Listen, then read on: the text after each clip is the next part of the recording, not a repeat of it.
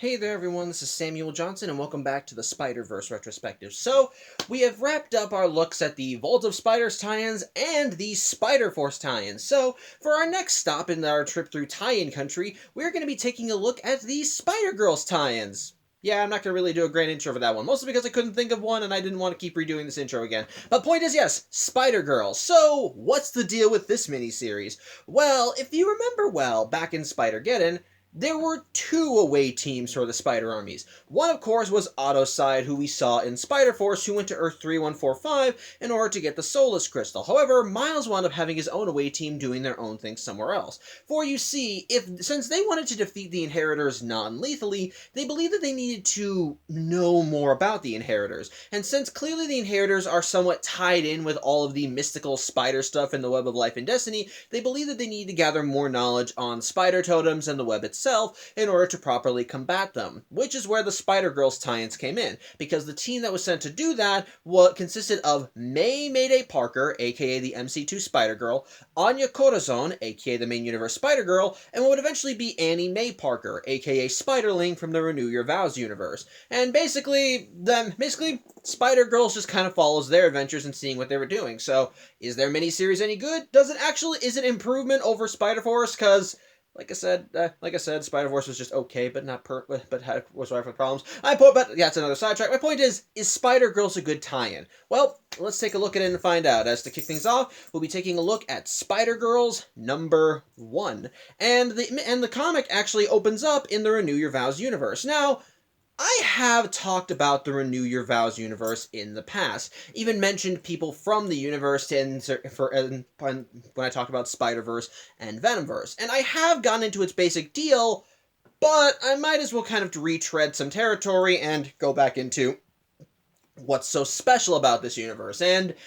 I am going to be repeating information here, so apologies, but I'm also going to be revealing more, so take care. So, yeah, the whole gimmick of the Renew Your Vows universe is that it's supposed to be a reality where Peter Parker and Mary Jane never wound up taking part with a deal with Mephisto, so their marriage was never wiped from canon. How did that happen? Well, believe it or not, it's for want of a nail situation.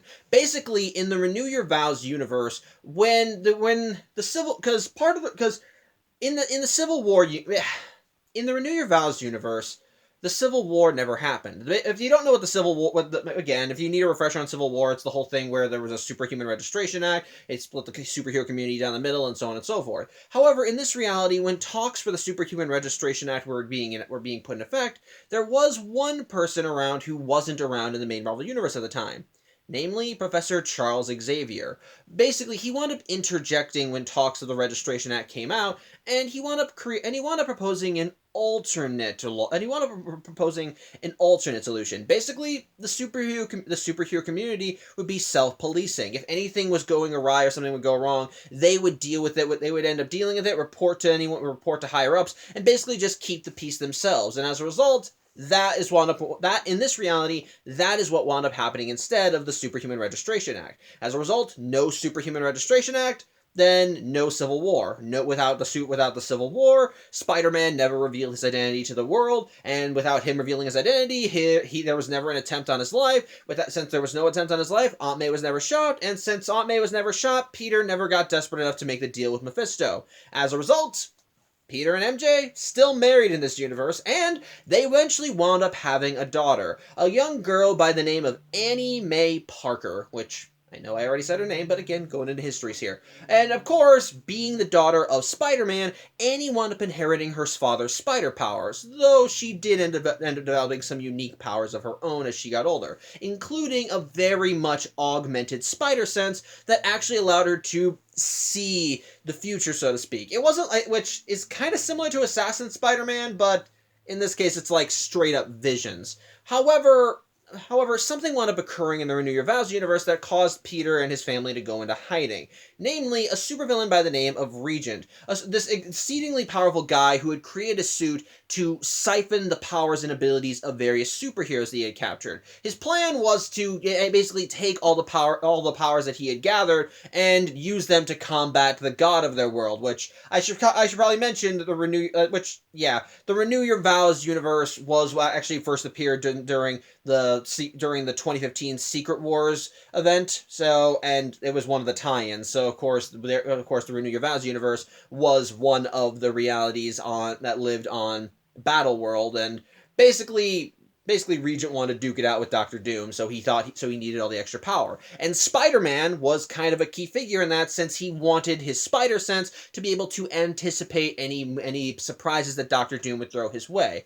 As such, for years, Peter had to go into hiding, especially since, well, before Regent came to power, Spider-Man wound up duking it out with this world's variant of Venom, and, well, wound up killing him for the sake of his family, since Venom was directly threatening them. However, when worse came to worse and Regent wound up getting hot in their tails, Peter wound up presuming the Spider-Man mantle and did end up duking it out with Regent, with Mary Jane and Annie May pretty much just going in and saying screw safety, we're gonna help you. And ultimately, the three of them wound up taking Regent down, disarming him, to taking down his suits, and pretty much just knocking him from his seat of power. As a result, their world was saved, and Peter was able to resume the Spider-Man mantle, and any other superheroes that were in hiding were able to come back out, and so things kind of wound up resuming as normal. However, not only did Peter continue going back to being Spider-Man, but Mary Jane and Annie May wound up joining him. Using some of the leftover Regent tech, Peter was able to craft a suit for Mary Jane that would allow her to tap directly from that would allow her to tap directly into his own powers, essentially giving her own brand of spider powers. Doing this did make Peter somewhat weaker, but it did allow Mary Jane to fight alongside him, adopting the superhero name of Spinneret. And Annie, not wanting to be left out, wound up adopting her own spider persona, which her parents wound up calling her Spiderling. And while they weren't entirely for Annie becoming a superhero at such a young age, she did keep pushing, and eventually they relented, and so the three of them became a family of ass-kicking spider heroes together, duking it out with various threats that dared threaten either New York or their family bond. They clashed with Mr. Sinister, Normie Osborn, the Venom symbiote, which did end up coming back and briefly bond with Mary Jane, which like I said, is what led to her eventually going into Venomverse, and pretty much just the entirety of the Renew Your Vows universe was just about the dynamics of the Parker family as they continued on as this not only a cohesive unit, but as a superhero unit, which it was a very interesting mix of superhero action and some genuinely nice family dynamics. We got to see more of Peter and MJ as not only a couple,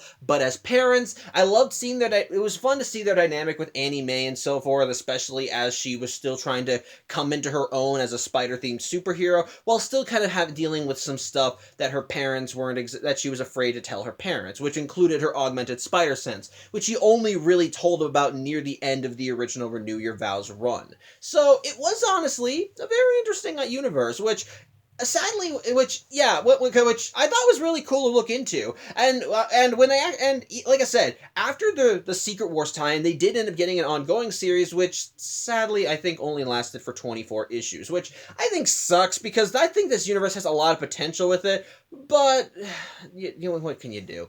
But what can you do? I'm just glad we got the series when we did, and it is still remembered fondly, which of course brings us back to today's comic, because Spider-Girls, it actually picks up from where Renew Your Vows left off, as we open up with Peter, Mary Jane, and Annie as they're duking it out with a new group of supervillains called the Vulture Gang, which is literally just a gang of criminals who have created suits based off of the supervillain, the Vulture. Peter and Mary Jane have already taken down 2 of the members, and Annie's just going about dealing with one of the stragglers, eventually managing to knock him out, webbing him up, and bringing him back to his comrades. So yeah, it's just all's well that ends well. However, while the bad guys have been beaten, the Parker family is a little still on edge. For you see, it turns out prior to this story, Annie's visions have been acting up a bit. She's been sensing something coming, something big, something that they don't know exactly something that they can't exactly pinpoint, and it's kind of getting to her. And while the Vulture Gang were definitely baddies, they were nothing more than just criminals with gimmicks. They weren't that big threat that she was talking about, and she can still feel it coming. Of course, this does make the Parker family wonder what the heck is going on. However, we soon see that these visions are starting to get to Annie more, as well. She and her parents are swinging through the city. She's hit with one, and it hits her so bad that it caused her to fall unconscious mid-swing. Thankfully, Peter is able to come in and save her, and her parents immediately comfort her to not know what's going on. But while she says it's okay, ultimately Peter and Mary Jane decide they need to bring her home. As such, they all return home. As such, they all return back to the Parker family home, which is an apartment. And Peter and Mary Jane start kind of throwing out the idea of maybe Annie kind of getting a break, as clearly the visions are getting to her more, and they think she might need to kind of just recharge her batteries, take some time away from being Spiderling, which Annie's not exactly for, because the thing is, at this point in their universe, she's been doing the whole Spiderling thing for years. She's a teenager. She's trying to come into her own and doesn't want her parents to keep seeing her as a little girl, which, one funny thing is, she actually hates the name Spiderling now because she got that name when she was a kid, so it's still stuck even when she changed costumes, so, but whatever. But point is, she's not for sitting this one out, but her parents are insisting, and even stating that if they do relent on still letting her be Spiderling, they want to keep her on a close eye, kind of keep her on a metaphorical short leash, so to speak, because if something happens to her, they don't want her to get hurt.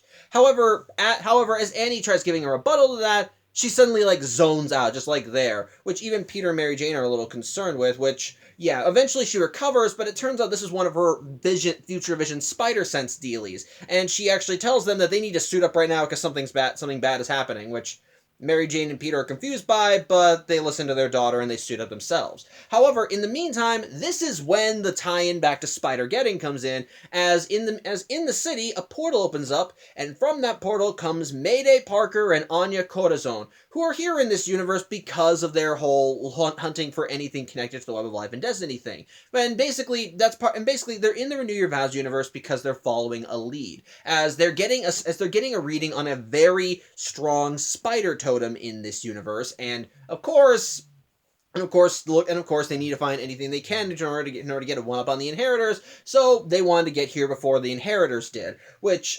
upon arriving in this version of New York, they're kind of wondering something. How did the Inheritors miss this universe during Spider-Verse? Because after all, if there is an exceedingly powerful spider totem here, then wouldn't they want to come here? Wouldn't they specifically target this world if just to get that? And you could make the argument that, well, the Inheritors are more focused on the Bride and the Scion, but at the very least, this whole thing was that they were literally just going from world to world, hunting spider totems. So if they've sensed an exceedingly strong spider totem, you think they would at least zero in on it because, hey, the more powerful the totem, the more filling the meal. So it definitely raises a few questions about how they missed this world. However, what really kind of knocks the wind out of Mayday is that as she and Anya are looking around this world, she ends up seeing footage of the big screen this big screen in the middle of Manhattan that shows Peter, Mary Jane, and Annie swinging around in their spider jammies, and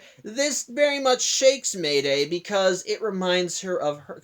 Well, as I have to remind you, she is the daughter of her world's Peter Parker. And at this point in time, he's dead, having been one of the victims in the original Spider-Verse. So seeing another world where they are married and have a daughter, it kind of shakes her a little bit, especially when she sees that the daughter they have is not her. That's got to be some existentialism. However, while Mayday is clearly affected by this, she does try to keep it together for the sake of the mission, and decide, well, if they're going to try and find whoever the special spider totem is, because they do know it's one of the three, because it's either Peter, Mary Jane, or Annie, then they obviously need to do what all spider people do: find crime to fight. So, because odds are, if they find the right crime, then the Parker family will catch up with them. And sure enough, as they're swinging around, they end up running into more members of the Vulture Gang, as clearly the ones that Peter and co webbed up earlier had gotten free. As such, Mayday and Anya are able to knock a few of them aside, but even more show up, with even the leader of the Vulture Gang coming in and mistaking Mayday and Anya for the Parker clan. And so he wants to get his vendetta against them, considering what those spiders did to his gang. But thankfully, that's when Peter, Mary Jane, and Annie show up as Spectre Spider Sonas. And of course, while the trio are confused by the appearance of the two different spider people, they decide, well, it's like, how about we just kind of skip the whole confusion and just we can go right to the superhero team. Does that sound good to you? And Mayday and Anya completely agree as the quintet of spiders just start kicking the asses of all the vulture gang. It's actually fun. It didn't even spread out, and it's a nice 2-page spread, and it doesn't take up too much time. As such, once the bad guys are beaten, Peter of course wants an explanation, and so Mayday gives him one as she takes off her mask and reveals herself as Mayday Parker, and that she and Anya are from another world and that they want their help. Which, yeah, seeing Mayday kind of fucks with Peter and Mary Jane. Because, well, here's another little tidbit that I should mention about the Renew Your Vows universe. It did have a version of Mayday at one point. She didn't live. Basically, here's the thing. In the main Marvel universe, Mary Jane had gotten pregnant with a kid, with Peter's child. But sadly, they lost the child in the main Marvel universe, and so they never wound up becoming parents. Meanwhile, and the thing is, in Mayday's universe, since Mayday's universe was spawned from What If, from around the time that they were married, because after all, part of her story was that it was supposed to be a potential branch off from the end of the Clone Saga, which is when Mary Jane had gotten pregnant. Basically, in her reality, they had managed to keep the baby. The thing, however, in both the main Marvel universe and the Renew Your Vows universe, they lost the child. And earlier in, and basically before the Renew Your Vows comics had come to an end, Mary Jane did reveal that factoid to Annie, that they even taking her to where Mayday's grave was in their reality, and it was not a happy sight. And so, just kind of imagine with me, if you will, Peter and Mary Jane's emotions upon seeing the MC2 Mayday. Because from their eyes, this is what their potential daughter could have become if she had lived.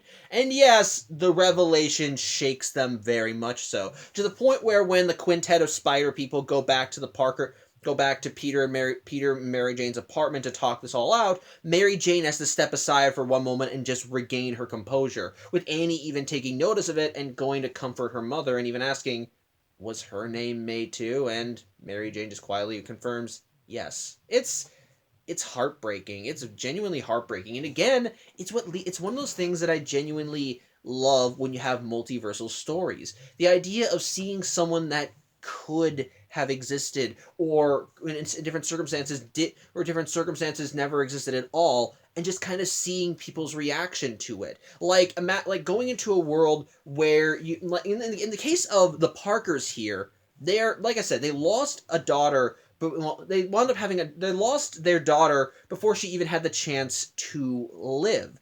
And they were very much looking forward to having her in that universe and any other. And so learning that and so now they see this version of Mayday, and it shakes them because in their own eyes, this is what like I said, this is what their daughter could have been. They see her, she's all grown up and she's had a life. She's taken on the spider mantle. She has a family, a younger brother even. It gets to them.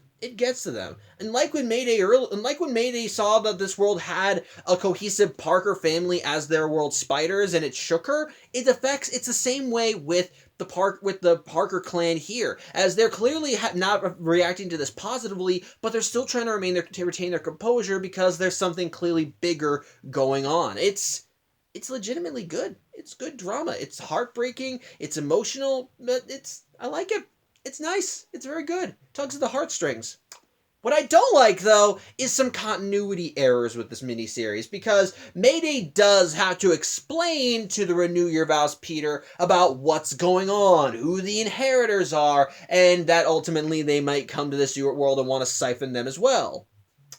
I don't buy that for a second, because I need to remind you of something.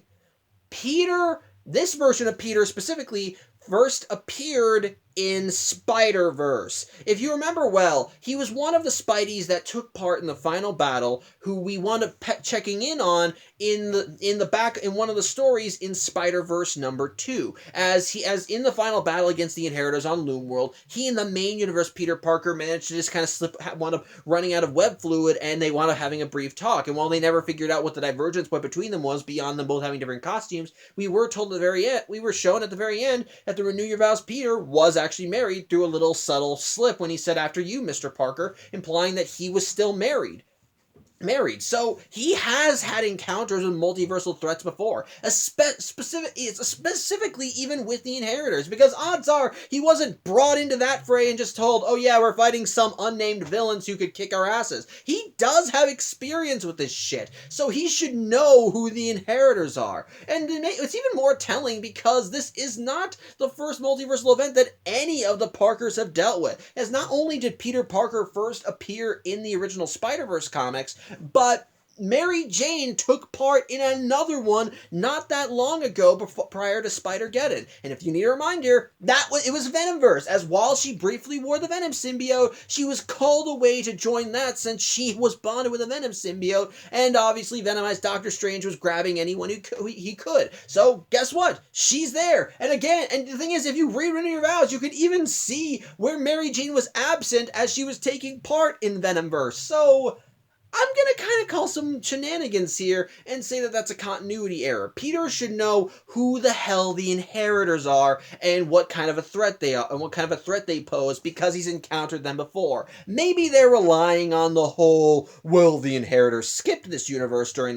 Spider-Verse, so which I get, but at the same time, even if they skipped this universe, it's clear the Spider Army visited this universe, because then how the hell did they recruit Renew Your Vows Spider-Man?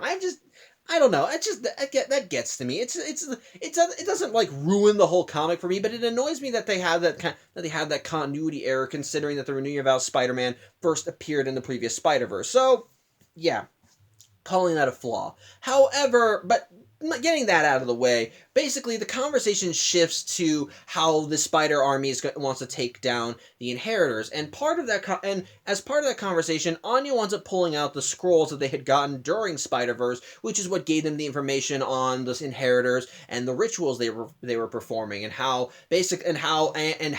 their search to find some connection to it led them to this universe. Which, with the Parkers even knowing that it must be Annie they're looking for because of her augmented spider sense, like they never figure out what the deal is. So maybe somehow she's a big deal to them. And Annie ends up kind of confirming this, because she once again starts zoning out a little, but she has her eyes focused on the scrolls that Anya is carrying, and she soon figures out these are what my spider sense were reacting to. So yes, she is indeed tied to all this mystical totem stuff. So obviously that makes her a big deal. So basically the Spider-Girls need to keep an eye on her.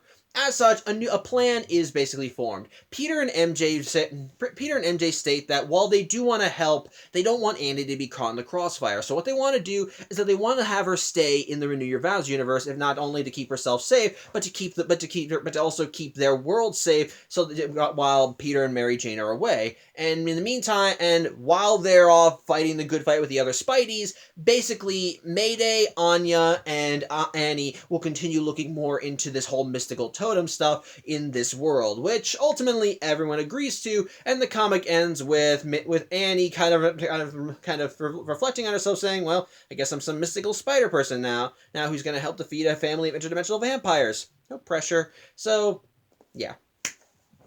So, thoughts on issue 1 of Spider-Girls? It's pretty good. I actually think it's a legitimately interesting start to the series. It hits the ground running a little bit, but it gives you but the whole comic essentially is like a way of giving you breathing room and immediately establishes the situation that you're getting into. The first thing we do is establish who the central focus is obviously going to be. It's Annie May Parker, since she's the special spider totem, which, since we've already read Spider-Geddon, we already know that she is indeed another mystical spider totem. She's the pattern maker. And Basically, it's clear that being the pattern maker entails her to some added benefits of being a spider, which is why she has the an augmented spider sense and somehow knows that she has a connection to the scrolls that came from the web of life and destiny. So again, we know all that stuff, but I like that we're seeing this from her perspective. Just a reminder, in Spider-Geddon, the whole thing with Mayday, Anya, and Annie was kind of in the background. That was not really a central focus, and they only really came back into play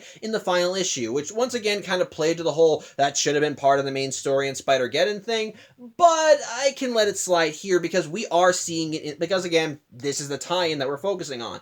And the way they showcase it from the outset, it definitely makes you interested because immediately Annie is having visions of something big coming, which is obviously the inheritors as they're hunting Spideys, most likely especially coming for her because she's the pattern maker. So it's clear that so immediately we're drawn in and wondering what's going on because they never outright state that she is the pattern maker in this miniseries. Of course, like I said, we only know that because we've read Spider-Geddon beforehand, whereas here they don't know that. They are clearly still working up to it, and the way they build up and the way they're kind of hinting at it in the beginning is interesting. I like that we're seeing more and as Annie is more reacting to it, we see that her parents immediately want to get involved in this, and I like the concern they show here as we see the two sides of their dynamic as a superhero family. As well, they do want to help, as they do encourage their daughter to do her best. When things immediately start going wrong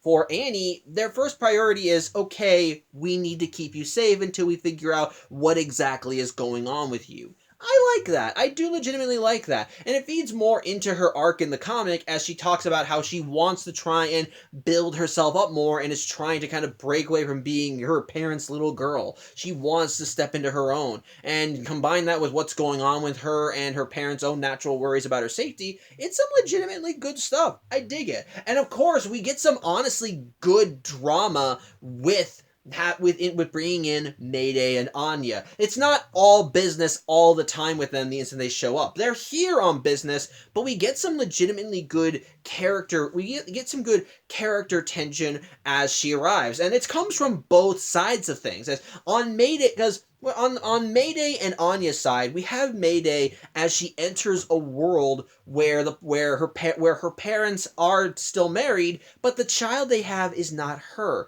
And so basically, it's like looking at someone else's life through a funhouse mirror, and combine that with how at this point in time her father is still dead. Of course, that would fuck her up something fierce to see another Spider to see another Spider family happy and doing their own thing, kicking ass together. I think it would get to anybody. And then on the flip side of things with the Renew Your Vows universe, there's that legitimately good drama with Peter and Mary Jane as they encounter Mayday, because this is basically the daughter that they were going to have but then lost, all grown up, living her own life, fighting crime, saving universes, and it justifiably gets to them more than they'd like. They immediately realize, oh no.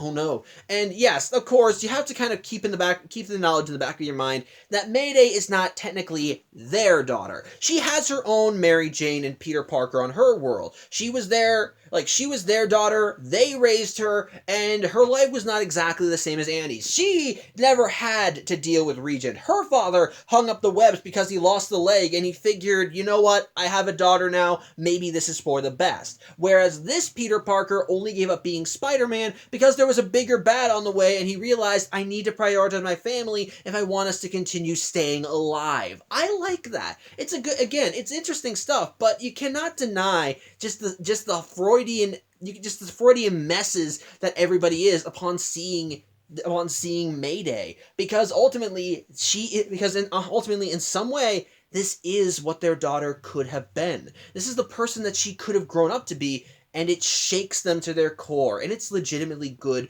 drama that draws you in. And what helps too is that when they finally do start showcasing Annie's connection to the Great Web, and that she is a bigger deal than anyone realizes, I like how it basically adds more to the mystery, as you do want to see it continually solved. And so ultimately having the final choice on the Parker's part be that Peter and Mary Jane will go join the Spider Army, while Andy stays behind with Mayday and Anya to try and figure out what the whole deal is with her connection to the Great Web. It's good stuff, and it's a great way to set up where the rest of the miniseries will go. As while the big thing is going on over here, we've got this team of Spideys over here just trying to solve a little problem that the solution to may ultimately help them in the long run. I like that. It's some good stuff. It draws you in, it draws you in. But unlike with Spider Force, which kind of hit the ground running and immediately set the tone of, oh, this is dangerous, this is serious, we need to keep it focused, this one feels more grounded, because we do get a lot more character interaction, some good tension between everyone as they meet alternate versions of people that they loved in situations that are familiar but different. I like the final solution they come up with having Peter and Mary Jane go off to do their own thing, but then likewise I enjoy seeing the flip side of. And likewise, I love that the decision is ultimately motivated by them wanting to protect her daughter, while also realizing how important she is, as they know whatever kind of mystical totem she is, the inheritors are going to want her, so they want to keep her out of harm's way. But at the same time, if this is going to be important, they need to look into it. So at the very least, they want her to look into it in the safety of her own universe with these two very much clearly experienced Spider Women. I like that. It's good stuff. It's good stuff, and it's a nice way of drawing you in without feeling like everything's being thrown at you. It's a nice way of easing you into the story and making you want to see more where it goes and how characters are going to evolve with all the knowledge and potential drama that's there. So again, I dig it. It's legitimately good stuff. So yeah, on the whole, honestly, a pretty good start to the miniseries. So yeah, I think that's really all I have to say. Thank you for watching. I'm Samuel Johnson. I hope you enjoyed the video, and I hope to see you on Thursday as we look at Spider-Girls issue 2. So until then, hope you have a good day, and as always, take care.